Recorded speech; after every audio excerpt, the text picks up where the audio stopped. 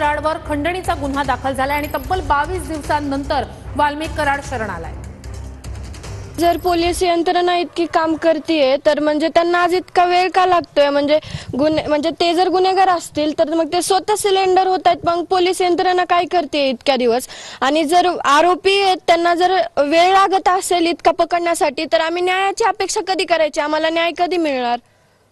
माझी एकच मागणी आहे की सीडीआर नुसार जे आरोपी म्हणजे समजा नाव कोणाचे बी असतील किंवा कोणी असेल ज्यांनी माझ्या वडिलांची क्रूर हत्या केली आहे, ते सीडीआर नुसार आज जे 3 आरोपी फरार आहेत त्यांना पण लवकरात लवकर अटक झाली पाहिजे आणि सीडीआर नुसार जे आणखी आरोपी निघतील त्यांना पण तुम्ही लवकरात लवकर अटक करा आणि पुढील तुमची कारवाई आहे ती चालू करा आणि लवकरात लवकर माझ्या वडिलांना आम्हाला न्याय मिळवून द्या एवढीच अपेक्षा करते। आता खंडणी प्रकरणामध्ये वाल्मिकी कराड आरोपी आहेत आणि ते खंडणी प्रकरणासाठी सरेंडर झालेले आहेत, पण हत्येशी त्यांचा अजून संबंध नाही असं ते स्वतः म्हणतायत।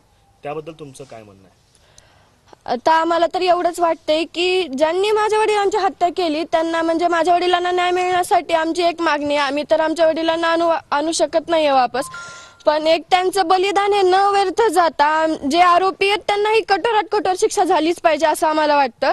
पण जे काही यामध्ये आरोपी असतील, समजा आज ते शरण जातात किंवा ते सुद्धा म्हणले की मी आरोपी असेल तर माझ्यावर तुम्ही कारवाई करा, आमचं सगळ्यांचं एकच मत आहे की या माझ्या वडिलांच्या हत्येमध्ये जे कोणी असेल त्यांना कठोरात कठोर शिक्षाही झालीच पाहिजे। 3 आरोपी जे होते जे हत्या प्रकरणातले ते अजूनही फरार आहेत, त्यांच्या बाबतीत अजून कुठलीही माहिती आली म्हणजे शरण गेले की कुठं अटक झाली अशी माहिती अजून नाही, ते अजूनही फरारच आहेत। त्या आरोपींना अटक करण्यासंदर्भात काही मागणी करणार आहात?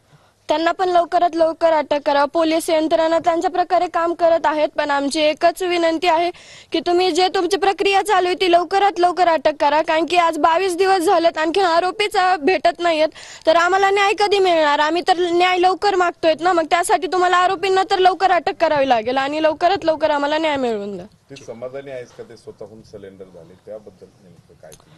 आता ते खंडणीच्या प्रकाराचं तर मला काही माहित नाहीये, तर ते सिलेंडर होत आहेत यामध्ये म्हणजे याबद्दल तर मी काही बोलू शकत नाही, पण फक्त जे आरोपी आहेत तर सुरेश दास आता मुख्यमंत्र्यांच्या भेटीसाठी सह्याद्रीवर दाखल झालेले आहेत। ही थेट दृश्य आपण इथे पाहतो।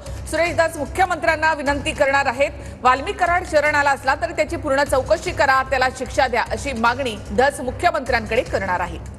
तर या प्रकरणी विशेष सरकारी वकील म्हणून उज्ज्वल निकम यांची नियुक्ती करण्याची मागणी सुद्धा धस यांच्याकडून केली जाते।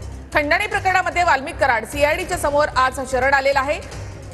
त्यानंतर वाल्मिक कराडवर आतापर्यंत नेत्यांनी काय प्रतिक्रिया दिलेल्या आहेत त्याही आपण पाहूया।